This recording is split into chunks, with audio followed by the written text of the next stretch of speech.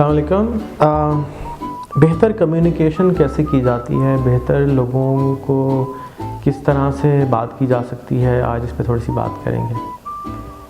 मैं तो थोड़ी सी बात ही करूँगा, लेकिन जो बहुत ज़्यादा बात की हुई है वो एक डेल कार्नेगी की किताब है, how to make friends and influence people. ये rehanyu.com/friends पे पड़ी हुई है। इसको ज़रूर आप पढ़ें और इसी का उर्दू ट्रांसलेशन अवेलेबल है। इसका नाम है मीठे बोल का जादू। मैं फ़ेसबुक की दुनिया में किस तरह से ये किया जाता है, इसके ऊपर मैंने एक छोटी सी किताब लिखी है, उसका नाम है add me, a guide to making friends on Facebook. उसी को मैं थोड़ा सा यहाँ समझा देता हूँ।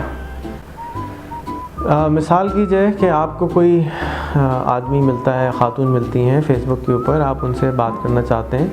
तो इससे पहले कि आप उनसे बात करें, पहले आप उनकी प्रोफाइल को पढ़ें, कहाँ रहते हैं, उनका कवर फ़ोटो क्या है, उनके अबाउट क्या है, वो कहाँ उनकी शोबा है, क्या काम करते हैं, काम करती हैं।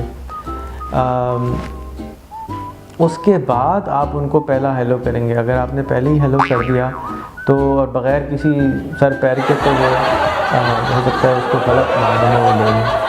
तो सबसे पहले अगर आपको फेसबुक पे किसी को हेलो हाई करनी है तो पहले उनको स्टडी करें। अगर कोई हेलो हाई करता है तो भी आप उनको पहले देखें कि वो कौन है जिसको आप जवाब दे रहे हैं। जिस तरह से अगर आपके सामने कोई फ़ोन करता है रैंडम, तो आप पूछते हैं भाई आप कौन बोल रहे हैं, कहाँ से बोल रहे हैं, तो उसके बाद आप जवाब देते हैं। या आपके पास, आप किसी जगह पे हैं तो आपके पास कोई सामने आता है तो पहले आप ये देखते हैं ऊपर से नीचे तक कि कौन साहब है, उसके बाद आप बात करते हैं। ऐसी बात तो नहीं कर देते। तो इन चीज़ों का ख्याल करना चाहिए बात करने से बाद। उसके बाद कॉन्वर्सेशन क्या करें, क्या बात करें। तो दो लोग हैं जिनका मैं यहाँ नॉमिनेट करना चाहूँगा। एक मोहम्मद लईक, MD लईक के नाम से फ़ेसबुक पे, दूसरे पामेला हिल्स।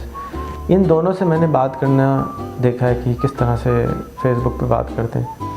जिस भी बात को वो सुनते हैं पहले तो उसको दाद देते हैं, वाह वाह माशाल्लाह ज़बरदस्त। अगर कोई पेट्रोल का काम कर रहा होता है तो उसको कहता है भाई पेट्रोल का ज़बरदस्त काम है, मुझे पेट्रोल से बहुत इश्तियाक़ है, आप मुझे थोड़ा सा और बताएं पेट्रोल के बारे में। अगर वो डाकिया हो गए तो डाक के बारे में शुरू कर देते हैं।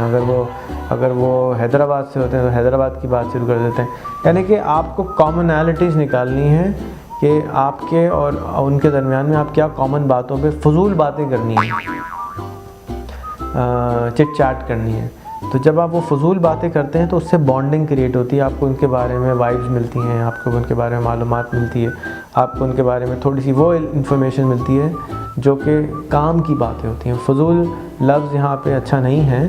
फजूल से मुराद कि कॉन्वर्सेशन करते हैं, गुफ्तगू करते हैं, कोई थोड़ा सा उनके बारे में पूछते हैं, उनके उससे अंदाज़ा होता है, बात से बात निकालनी होती है। तो डेटा जमा करें उनके बारे में। अगर कोई टॉपिक नहीं मिल रहा तो खानों की बात करें, रंगों की बात करें, बच्चों की बात करें, भाई बहनों की बात करें, शहर की बात करें, मुल्क की बात करें, मौसम की बात करें। पॉलिटिक्स को, रिलीजन को चाहे तो इस्तेमाल कर लें अगर आप बहुत कॉन्फिडेंट हैं अपने ऊपर, लेकिन पॉलिटिक्स और रिलीजन को उस वक्त आप छेड़ें कि अगर आप के अंदर टॉलरेंस है। ये वो दो सब्जेक्ट हैं जहाँ पे इंसान टॉलरेंट नहीं होता है। ना वो टॉलरेंट मज़हब के मामले में नॉर्मली लोग होते हैं, ना ही रिलीजन के मामले में होते हैं। यानी कि अमेरिका में तलाक़ें हो जाती हैं कि अगर वो पार्टी चेंज कर लेंगे। तो बिल्कुल इसी तरह से अगर आपका कोई मियाँ है वो मज़हब चेंज कर ले तो आप यहाँ भी तलाक़ हो जाएगी।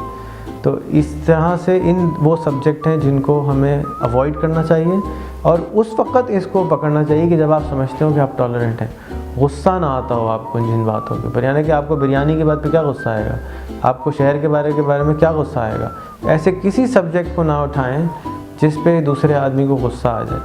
वो जब आप उठाएंगे जब आपका 1 महीना गुजर गया हो या आप बहुत कंफर्टेबल हो गए हो उस आदमी के साथ, उसके बाद आप इन सब्जेक्ट को छेड़ें। उससे पहले इन सब्जेक्ट के ऊपर बात भी ना करें, बिल्कुल बात ना करें, खामोश रहें, सब्र करें, बर्दाश्त करें अपने अंदर। और उसके बाद आप ज़रूर बात करें, लेकिन सुन्नी बनकर, बोलने वाला बनकर नहीं।